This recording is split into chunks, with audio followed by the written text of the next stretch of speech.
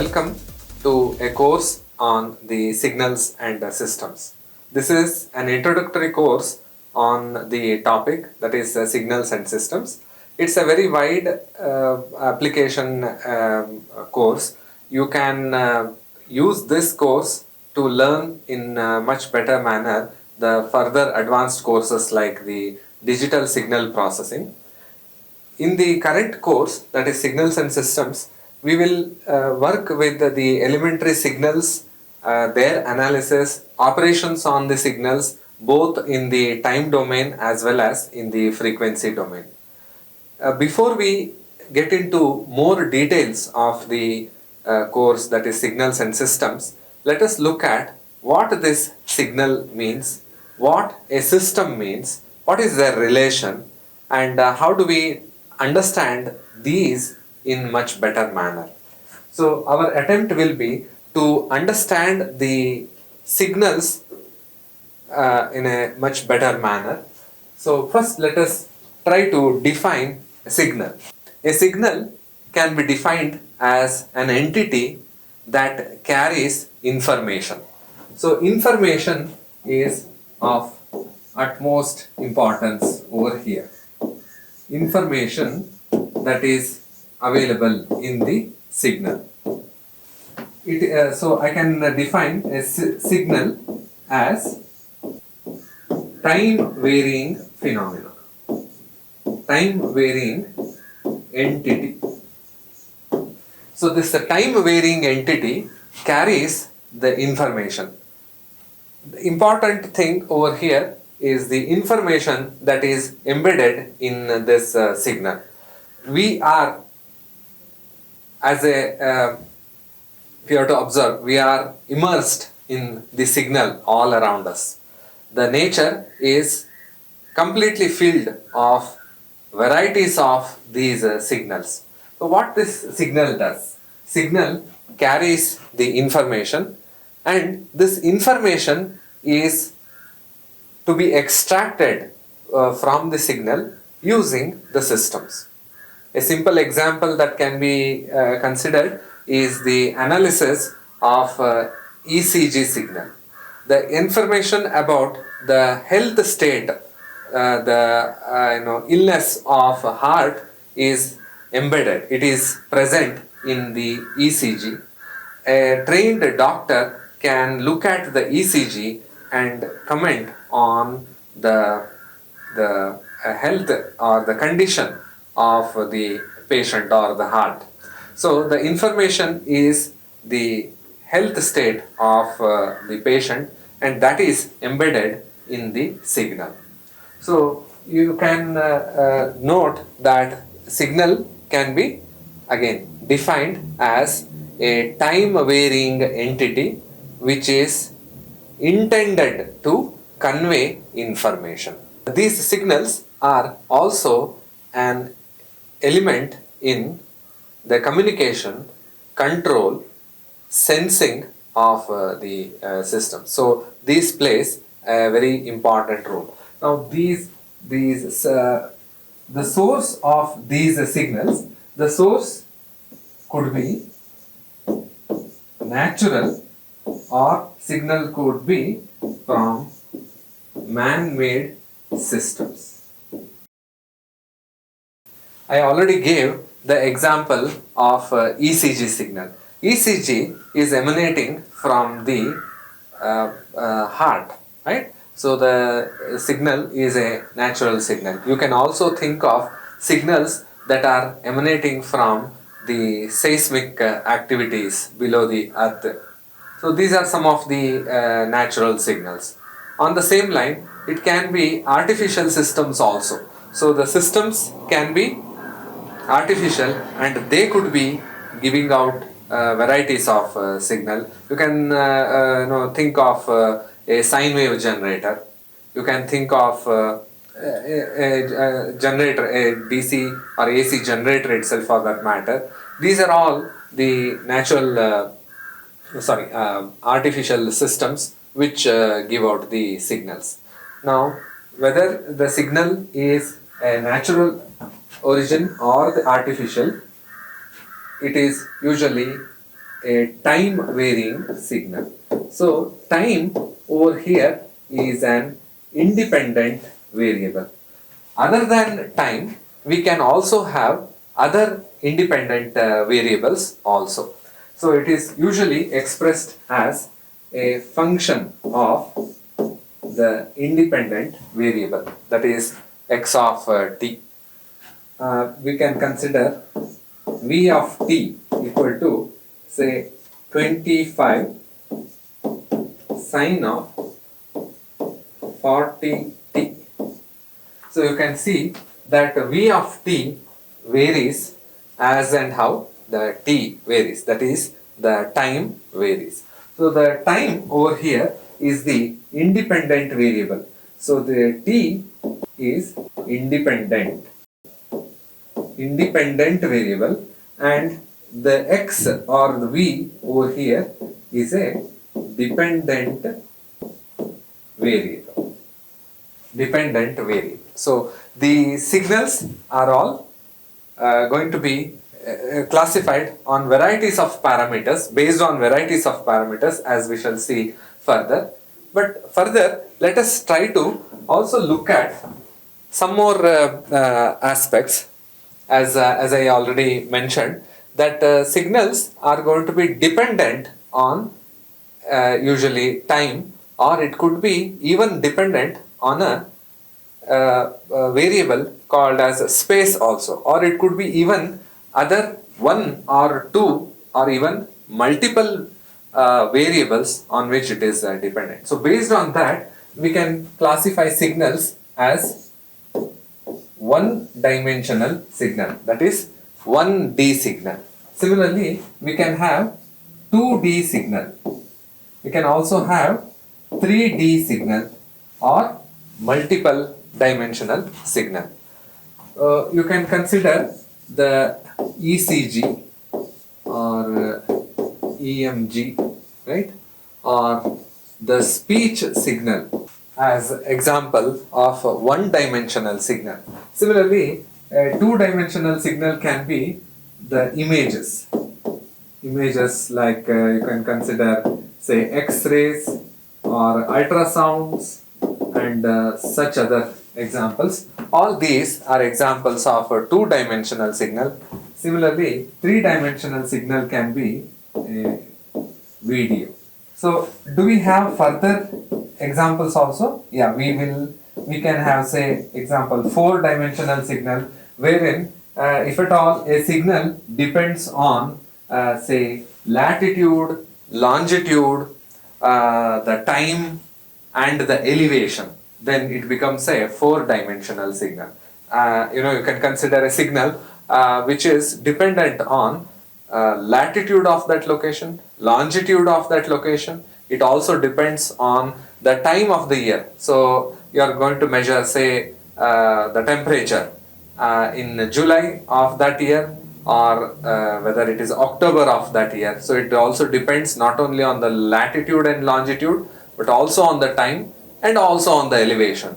Then that kind of signal can be classified as a four-dimensional signal. So these are some basic concepts that we will be looking at. But as far as the course under consideration is concerned, that is signals and system, we will be trying to understand the one-dimensional signal in greater detail. The concepts and techniques for analysis and interpretation of these one-dimensional signal can be extended to multi-dimensional signals, be it two-dimensional or three-dimensional or any further. The concepts and other things remain the same. There could be small changes with respect to the parameters associated with that signal with respect to the formulas, but the concepts are all the same. So I would suggest the learner to attentively understand the analysis of the one-dimensional signal thoroughly. Then you can get into say the offshoots of all the signal processing, for example the image processing or the speech processing or various other video processing and so on. Let's also look at some of the examples of signals. A very basic signal that we can think of right now is whatever I am talking in this microphone is reaching to you in the form of the video as well as importantly the audio. So this audio is nothing but the speech that is emanating from the biological system. So I'm able to talk this whatever speech that I'm giving, that is the output of a vocal tract that is getting excited through the ears, the vocal tract, and the various articulation of the vocal tract, the tongue, the teeth, the lips, and so on, with which the varieties of sounds can be generated. These varieties of sounds, if arranged in meaningful manner, then forms a word, and this arrangement of these words will make a sentence, and so on. So we have varieties of examples of systems which work on the analysis or recognition of speech, the speech analysis, content analysis, and so on. So the example, or the first example that you can think of is a speech signal. Now this signal, as I already said, is the excitation of the vocal tract and the elongation of the vocal tract through the modification through lips and so on produces varieties of sound. Some of them can be voiced, some of them can be unvoiced, and so on.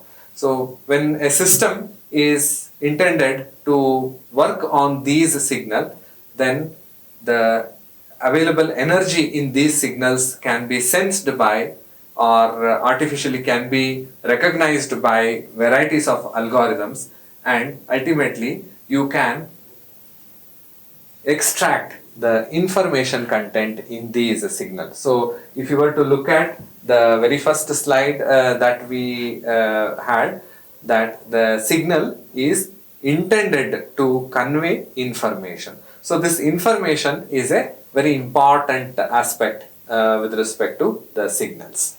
The next example that we can consider for the signals is a ECG signal. So this ECG signal is typically emanating from the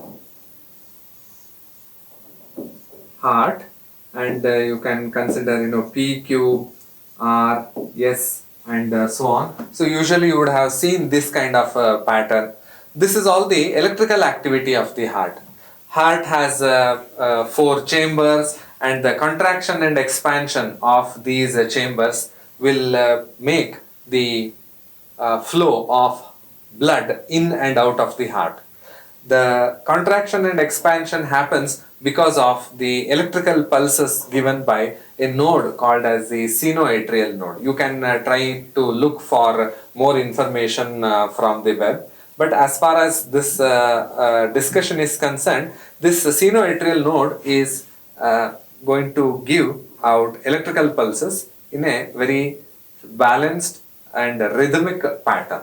This rhythmic pattern will make the chambers of heart contract and expand. Now it is possible that it may not be working in that rhythm all the time. So in case of some ailments, it is possible that maybe one of the chambers of heart is not either say contracting properly or maybe expanding properly. In such situation, the that will show itself by kind of an ailment or a discomfort for the person. If that happens, then when you approach the concerned or a physician or a doctor, then the doctor can take these kind of ECG signal from the body, right? So please recall what is the definition of a signal. Signal is an entity which is time varying or which is varying with respect to space or any other independent variable, and it is intended to convey information. Assume that the doctor is able to take this kind of ECG signal, and this is one pattern only as shown on the screen right now. This will be repeating a minimum of 65 to 70 times every minute. This kind of pattern will keep on repeating from the birth till the death of an individual. Now this pattern, when you look at this pattern, it is possible that a portion of this could be missing. As in, for example, P is present, Q is present, and you see. So if you compare the first and the second, the portion that is S should have been somewhere over here, right? So that portion is now missing. Now if that happens, then the doctor is able to relate that to the functioning of the heart, and he can make diagnosis of the situation or the heart, and then recommend various corrective and preventive measures. So the information, the most important entity is the information. The information is the health state of the heart, and that is embedded, that is conveyed through the electrocardiogram, that is called as ECG. So there are several electrodes that are used to capture the ECG from a patient, and this set of electrodes, maybe there could be 8 or more electrodes. They are connected at different points on the body, prefixed points, and from there the signal can be generated or extracted. So this is one of such examples of a signal.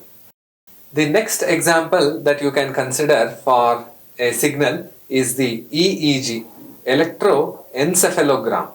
Just like the electrocardiogram, this electroencephalogram gives out the information about the brain of a person. The condition of brain at different time durations in a given day are different. For example, sometimes you are resting, sometimes you are doing some activity which is say solving numerical examples or analytical thinking. Sometimes you are doing a physical activity, as in working out, or it is cleaning your house and so on.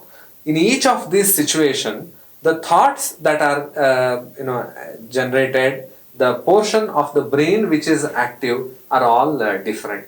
Now it is possible that you can connect the electrodes even to the skull, that is the head, at different locations and collect the signals from the skull. So it is possible to obtain something called as the electroencephalogram.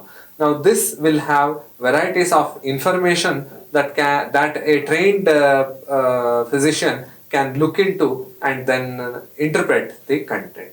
So these are some of the examples of the signals, the speech, the ECG or the EKG, and EKG also. So we will be in this course looking at varieties of representations of such signals and their analysis. Whenever we are looking at the signals and then trying to interpret the information that is contained in the signal, you will usually hit a difficulty or an artifact called as the noise. This noise is also a signal itself, but which is usually undesirable in nature. Just take the example of the ECG. Now when we are conducting multiple electrodes on the body of a person and trying to collect the electrocardiogram from the person, it is possible that the nearby electrical connections from the supply line also add into the ECG. So that will be a 50 Hertz signal. So this signal, this 50 Hertz signal will usually act as a noise. So it is very much essential that we first filter out such noise and then increase the signal content so that the interpretation and hence the information content is not polluted or not corrupted, and then proper usage of that signal can be done. The systems are the ones which manipulate the signals and then produce one more signal as the output. On your screen, you are able to see the representation of a system, a general system. What it has? It has an input and it has an output. So the input can also be termed as excitation. And for that excitation, the output can also be termed as the response of the system. So input, when you give an input to the system, then you get a response or the output of the system. What is this input? The input over here is the signal on which you want to operate on. So this is a signal itself. Any of the signal that we have considered previously, like a speech signal or an ECG signal, or the signal that is collected from the seismic activity at the surface of the earth, any of this signal can be considered. Or you can even think of a very simple signal called x of t. So this is the signal which is given as an input, or this is given as an excitation to the system. Now, what does a system do with this signal? It all depends on what is the purpose of this system, what it actually does. So usually each of these systems, they have a task. Okay, what is the task? I can think of a very simple example like a filter. So if it is a low pass filter, example, a low pass filter. So obviously the task is to pass only the low frequencies and cut out the high frequencies. So this is the task of this system. Or you can think of a high pass filter or a band pass filter and so on, varieties of those filters. So one task is to find out the frequency, pass only the desired frequencies and snub or cut the undesirable frequencies. So if this signal x of t has a varieties of frequencies, and if that is given as a input to this system, or if you excite the system with the x of t, then the output, if I were to call it as y of t, then y of t will be a transformed version of x of t, I can say, or filtered version of x of t. So if it is low pass filter, then the y of t will have only the lower frequencies in it, and all the higher frequencies will be removed. Now why I want to highlight all these things is that I want to repeat the definition of these systems. A system is an entity which operates on one or more signals. One or more. So it need not be just one signal like x of t. It can be x1 of t, x2 of t, x3 of t and so on. It operates on one or more signals, or it manipulates one or more signal to perform a task. The task, example that I have given is like low pass filtering, to perform a task, thereby producing or thereby yielding another signal. So the another signal that is yielded as the signal shown on the screen right now is y of t. So the system on the screen right now operated on x of t, manipulated it, and then yielded y of t. So input is also a signal, output also happens to be a signal, but it is manipulated version of the input. Yeah, we can consider an example of automatic speaker recognition system. Automatic speaker recognition system, or I can also say speech recognition system. So, it is, so with respect to this, if you were to look at the block diagram, then you will be able to observe that the system will be this automatic speaker recognition system. Obviously, what should be the input and what has to be the output, you can think about it. The input has to be the speech. So, a speech is given, right? It can be a sentence, it can be just even a word, or a collection of sentences, and the source of that can be the operator or the person who wants to use that system. So the person is going to speak into a mic, and the system will listen to what the content is being spoken by the speaker, and then maybe print it on a sheet of paper or display it on the screen itself, or understand the content of that, and then respond to that.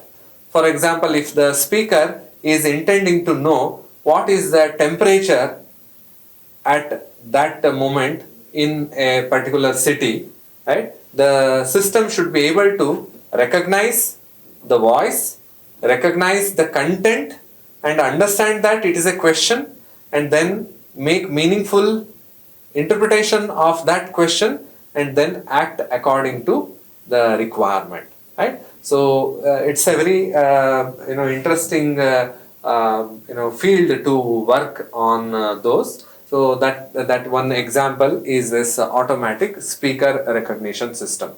You can even have a variety of such example, like the biometric system that are installed in the entrances of say offices. So as and how the user enters the premises, then maybe his fingerprint scan is done, or a face picture is taken, then that picture is automatically compared with the database, and then match is done, and the person is identified from the databases, right? So the attendance or the time of entry, time of exit, and other things can all be documented and updated from time to time. So these kind of systems are definitely in use. So these in a way use the signal processing. So I would encourage the learner to think of multiple such examples which knowingly or unknowingly you have been using, and then try recognizing what is the input to that system and what is the output to that system. At the same juncture, I would also suggest the learner to make a list of at least 5 signals which are emanating from natural sources, and 5 signals which are emanating from the artificial sources. Yeah, the signals which are emanating, which are containing information, need not be only in the systems which are natural, like a seismic signal or the ECG signals and so on from the human body. It can be from the society also. You can think of the stock market indexes of that country as an indication of how the market or the economy is responding to various policies of the government and so on. So a user, that is the stakeholder, can decide to invest or to withdraw and so on, and that all depends on the analysis of these signals. The GDP, the employment ratio, the unemployment numbers, and all these things are indicators of the performance of an economy, right? So that is also a signal. So these are all signals which are emanating from a societal system.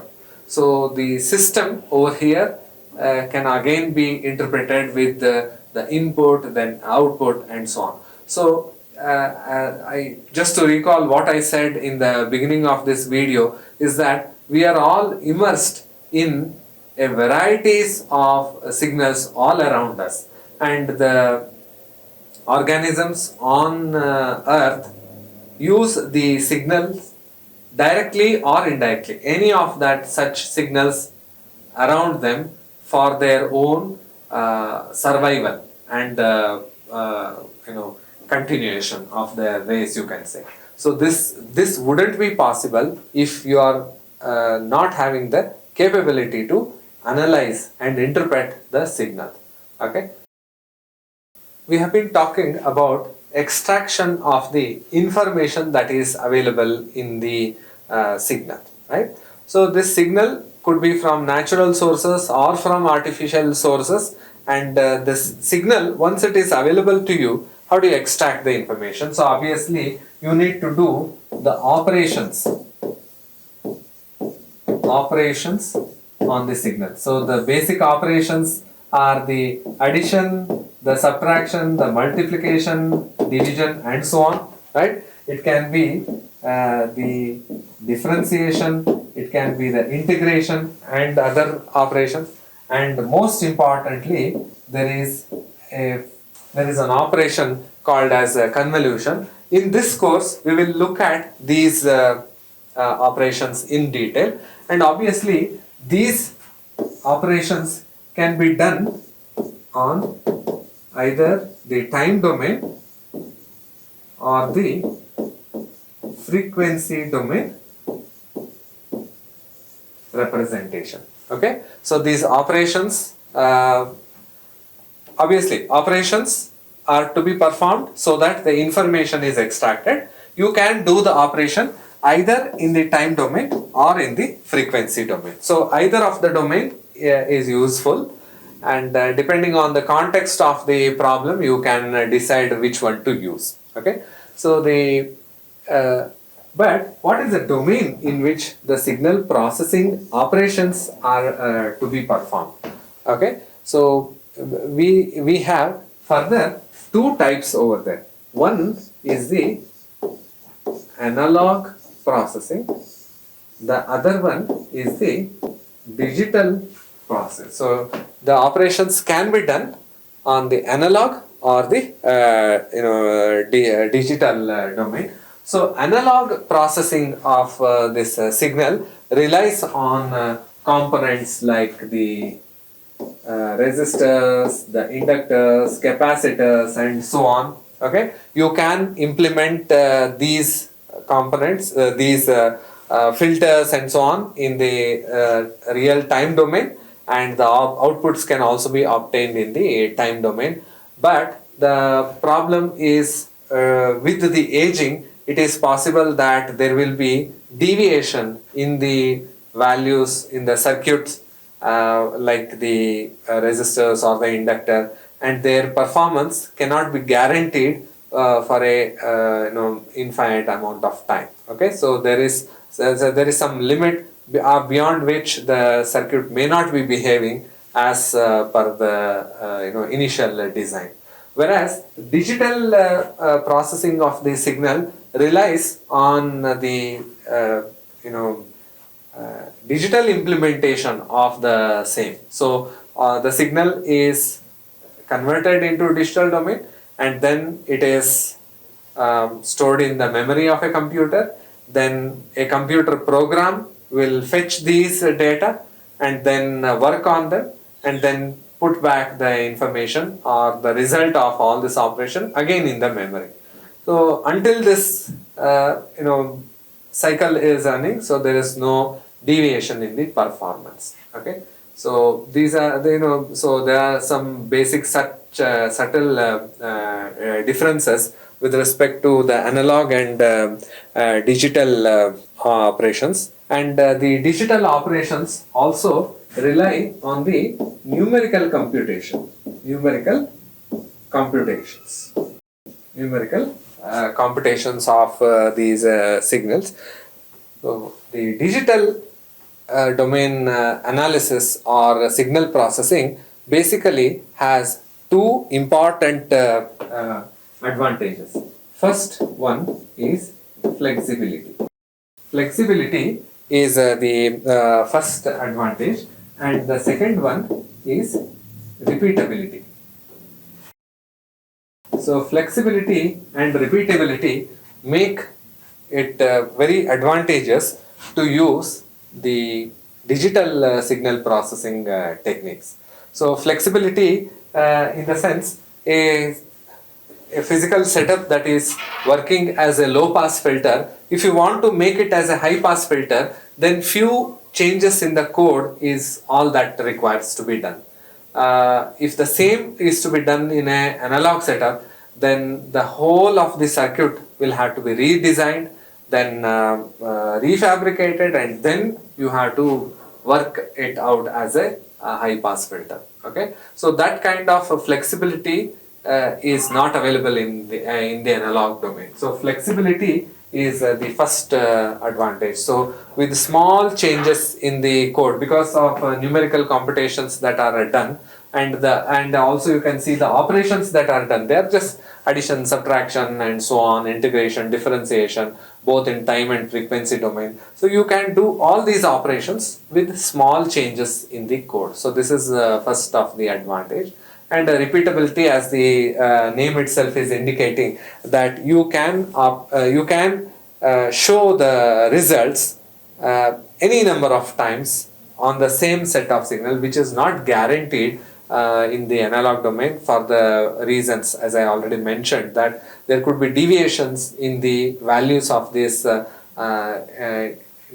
RLC components. There could be deviation in the excitation, that is voltages that are required for these operations. So with small changes over there, it is possible that the results could be a bit deviating. So these are the comparison. And in the present context, what is happening is because of the developments in VLSI and the associated technology, it is possible that you can have very high speed computation, and enormous amount of data can be stored, then retrieved, and it is possible to transmit it over the continents in fraction of second. So all those advantages have made it have made the digital signal processing more attractive compared to the analog signal processing. So our approach in the signals and systems will be to highlight the importance of the digital signal processing. But it doesn't mean that the analog signal processing is inferior in any other aspect. So it has its own charm, and we can, in the future classes, we can even explore the analog signal processing possibilities also.